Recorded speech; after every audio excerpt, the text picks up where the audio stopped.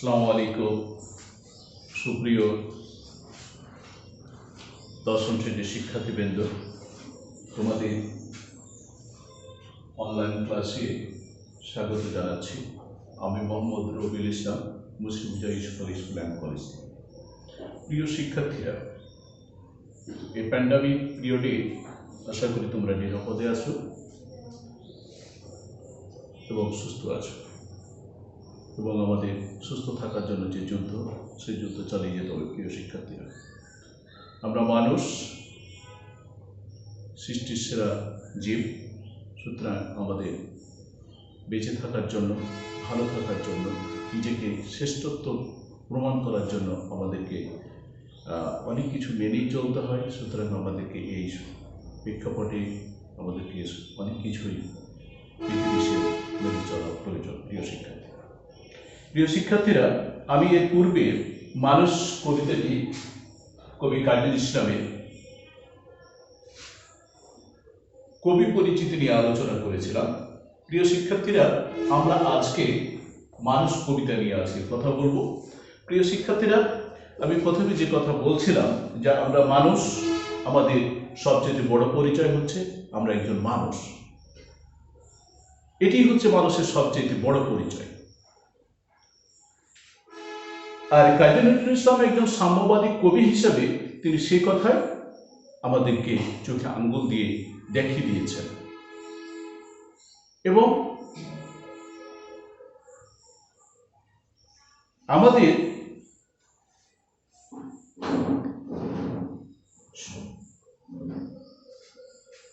মানুষের চেয়ে যে বড় কিছু নেই, সকল ধর্ম কিন্তু সে কথায় বলে। প্রিয় শিক্ষার্থীরা, কাজী ইসলামের আমি মানুষ কবিতাটি একটু তোমাদের কিছু কিছু লাইনগুলো আমি তোমাদের উপস্থাপন করার চেষ্টা করছি। প্রিয় শিক্ষার্থীরা, প্রথমে দেখো, কবি বলছেন গাই সাম্যের গান। এখানে সাম্য বলতে সমতা। কিসের সমতা? এই মানুষের ভিতরে যে তিনি সমতার কথা বলেছেন, সেই সাম্যের কথা বলেছেন, সে কথাই তিনি কিন্তু বলছেন। কি বলছেন? মানুষের চেয়ে বড় কিছু নাই, নয় কিছু মহিয়ান। মানুষের চেয়ে অতি মহান আর কিছু নেই। নাই দেশ কাল পাত্রীর ভেদ, অভেদ ধর্মজাতি। এখানে দেশে দেশে বা ধর্মে ধর্মে মানুষের কোনো ভেদাভেদ নেই। এখানে অভেদ অর্থাৎ কোনো ভেদাভেদ নেই। অর্থাৎ মানুষের যেটি পরিচয়, তিনি হচ্ছে যে দেশই হোক, সে হিন্দু হোক, সে খ্রিস্টান হোক, সে বৌদ্ধ হোক, সে মুসলিম হোক, সে জৈন হোক, সে যে ধর্মেরই লোক হোক না কেন, তার বড় পরিচয় হচ্ছে তিনি আগে মানুষ। প্রিয় শিক্ষার্থীরা, সব দেশে সবকালে ঘরে ঘরে তিনি মানুষের জ্ঞাতি। মানুষ, একজন মানুষ আরেকজন মানুষের আত্মীয়। পূজারী দুয়ার খোলো, অর্থাৎ যারা ঈশ্বর, স্রষ্টা, আল্লাহ, ভগবান, যে যাই বলুক না কেন, আল্লাহকে সন্তুষ্ট করার জন্য যিনি ইবাদত বন্দেগী করেন, পুজো করেন, সে পূজারীর কথা বলা হয়েছে যে দুয়ার খোলো। ক্ষুধার ঠাকুর দাঁড়াই দুয়ারে, পূজার সময় হলো। অর্থাৎ ক্ষুধার্ত মানুষকে এখানে দেবতা জ্ঞান করা হয়েছে। আমরা কথায় বলে থাকি অতিথি হচ্ছে নারায়ণ, অর্থাৎ আল্লাহ, মানে বন্ধুই বলে দিতে পারি আমরা, আল্লাহর বন্ধু, যে তিনি তার প্রতিনিধিত্ব করেন। অর্থাৎ সেই প্রতিনিধিকে আমরা যদি খুশি করতে পারি, অর্থাৎ আল্লাহকে খুশি করা হলো। প্রিয় শিক্ষার্থী, স্বপন দেখিয়া আকুল পূজারী খুলিল ভজনালয়। এই ভজনালয় হচ্ছে উপাসনালয়ের কথা বলা হয়েছে। প্রিয় শিক্ষার্থীরা, ভজন মানে হচ্ছে সৃষ্টিকর্তার আরাধনা করা বা স্তুতি করা, ভজনালয়।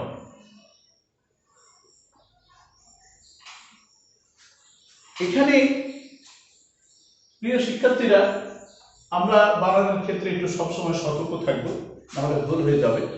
এখানে যদি আমরা শুধু ওকার দিয়ে দিই তাহলে হয়ে যাবে খাওয়া দাওয়ার ব্যাপার, ভোজন, ভুড়িভোজ করে খাওয়ার স্থান হয়ে যাবে। আর যদি এইটা আমরা উঠিয়ে দিই তাহলে হবে সৃষ্টিকর্তার আরাধনা বা উপাসনালয়ের কথা বলা হচ্ছে, ভোজনালয়। কি করলো আকুল পূজারী? সেই ভোজনালয় খুলে দেখলো দেবতার ঘরে আজ কিসের জন্য? লোভ লালসায়। এই যে বলছে যে দেবতার ঘরে আজ রাজাটা হয়ে যাবে নিশ্চয়। জীর্ণ বস্ত্র শীর্ণ গাত্র ক্ষুধায় কণ্ঠক্ষীণ ডাকিল পান্থ, দ্বার খুলো বাবা খাইনি তো 7 দিন। প্রিয় শিক্ষার্থীরা, পান্থ মানে পথিক, পর্যটক যে ভ্রমণ করে, সেই পান্থ ডাকলো যে বাবা তোমার দরজাটা খুলো, আমি আজ কয়েকদিন থেকে খাইনি, 7 দিন থেকে খাইনি। সেটি কিন্তু তোমাদের মনে রাখতে হবে প্রিয় শিক্ষার্থীরা। সহসা বন্ধ হলো মন্দির, ভিখারি ফিরিয়া চলে। এখানে ভিখারি কি করলো? যে ক্ষুধা অন্নহারে অর্ধহারে যে ছিল, ভুখা ছিল, ক্ষুধার্ত ছিল, সেই কি করলো? দরজা যখন বন্ধ করে দেওয়া হলো তখন সে আবার পথ চলতে লাগলো।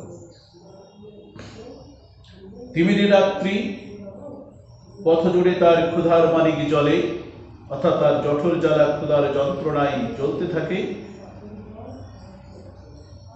ভিখারি ফুকারি কয়, ফুকারি এখানে চিৎকারকারী, ফুকারি অর্থাৎ চিৎকারকারী,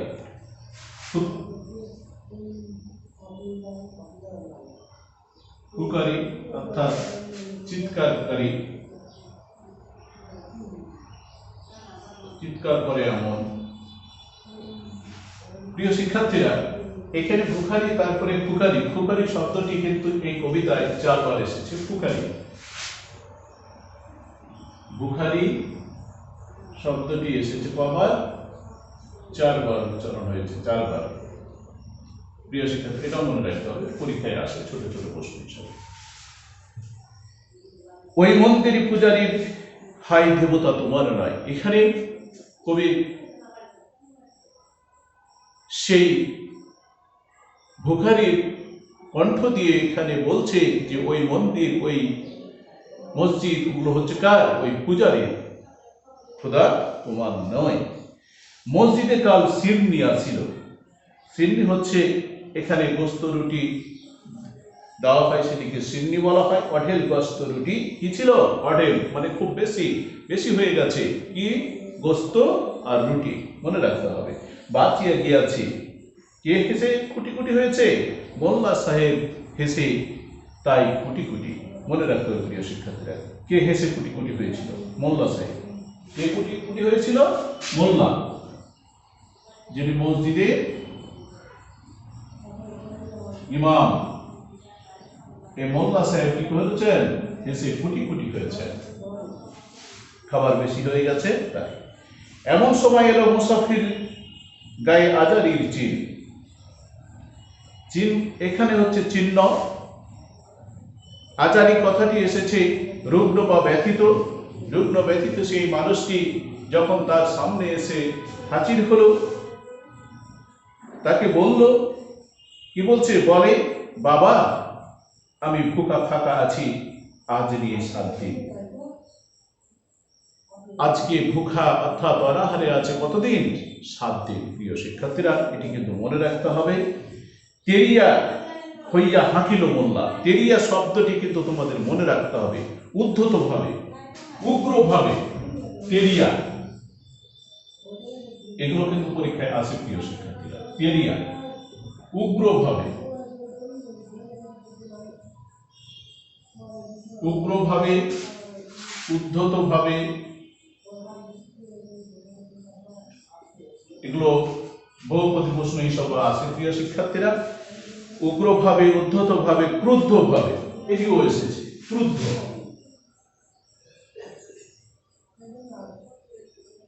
ক্রুদ্ধভাবে, তো মনে রাখতে হবে প্রিয় শিক্ষার্থীরা। তেরিয়া, তাহলে তেরিয়া হইয়া হাঁকিল মোল্লা। মানে ক্রুদ্ধভাবে কি বলছে, ভেলা হলো দেখি লেখা। ভেলা, ভেলা মানে ভালো শব্দের বিকৃত রূপ হচ্ছে ভেলা। প্রিয় শিক্ষার্থীরা, ভেলা শব্দটি ভালো শব্দে বিকৃত রূপ হচ্ছে কোন শব্দে? ভালো। ভালো শব্দের বিকৃত রূপ হচ্ছে ভেলা। প্রিয় শিক্ষার্থীরা, ভেলা হলো দেখি লেখা। লেখা শব্দটি এখানে হচ্ছে উৎপাত, বিরক্তিকর একটা বিষয়। এখানে বলছে লেখা, লেখা,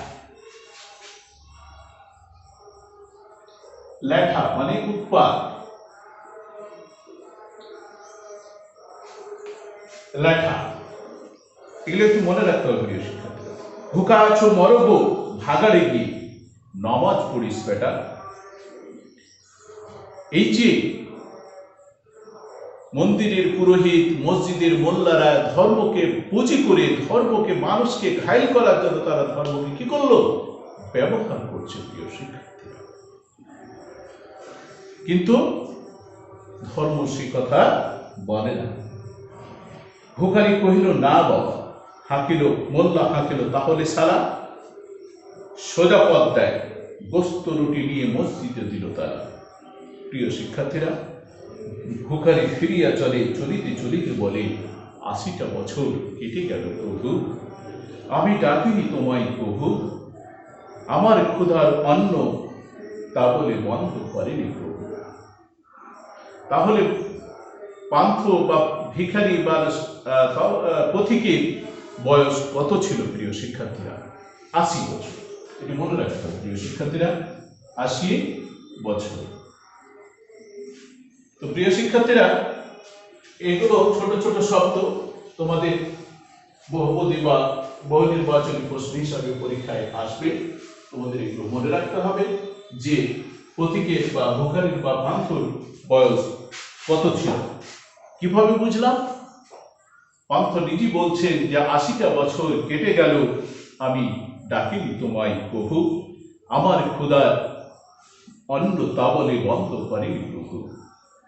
তব মসজিদ মন্দিরে প্রভু নাই মানুষের দাবি, মোল্লা পুরত লাগাইছে তার সকল দুয়ারে চাবি, কোথা চেঙ্গিস গজনি বাবদ, কোথায় কালা পাহাড়। প্রিয় শিক্ষার্থীরা, এই তিনটি চরিত্র, কোন কোন চরিত্র বলা হয়েছে? চেঙ্গিস।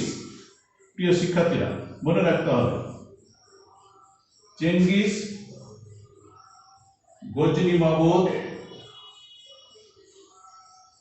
আর কালা পাহাড়ের কথা বলা হয়েছে। প্রিয় শিক্ষার্থীরা, এই তিনটি হচ্ছে বিধ্বংসী চরিত্র। কিন্তু কবি কাজী নজরুল ইসলাম তার মানুষ কবিতায় এদেরকে আহ্বান করেছেন এই কারণে, যারা মন্দির মসজিদে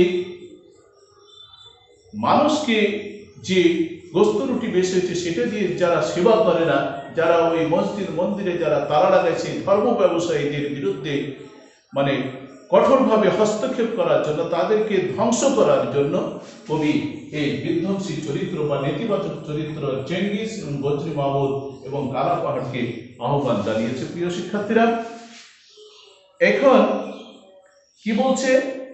ভেঙে ফের ওই ভজনালয়ের যত তালা দেওয়া, যারা ওই ভজনালয়ে, যারা উপাসনালয়ে, যারা ধর্মনালয়ে, যেখানে ইবাদত বন্দিগি করা হয়, যেখানে প্রকৃত অর্থে মানুষের সেবা করার জন্য যেখানে মসজিদ মন্দির তৈরি করা হয়, সেখানে নিজের স্বার্থে যারা ঘরের দরজায়, মসজিদের দরজায়, মন্দিরের দরজায় যারা তালা লাগা, সেই তালা দেওয়ার ওই দ্বার ভেঙে ফেলার জন্য আহ্বান করেছে। খোদার ঘরে কে কপাট লাগায়, কেঁদেই সেখানে তালা, সব দ্বার এর খোলা রবে, চালা হাতুড়ি সাবল চালা, হাইরে ভজনালয় তোমার মিনারে চড়িয়া, গাহে ভণ্ড স্বার্থের জয়। প্রিয় শিক্ষার্থীরা, আরেকটি বিষয় আমি তোমাদের এখানে বলবো, সেটি হচ্ছে যে কালা পাহাড় এই চরিত্রটি নিয়ে একটু কথা বলবো। এই কালা পাহাড় সম্পর্কে তোমাদের শব্দার্থ টিকার মধ্যে একটু লক্ষ্য করো প্রিয় শিক্ষার্থীরা। এই কালা পাহাড়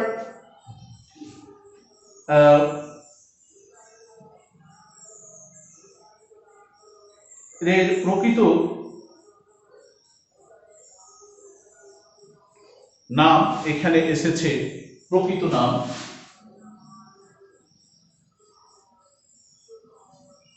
তিনটি এসেছে, রাজচন্দ্র, আরেকটি এসেছে রাজনারায়ণ,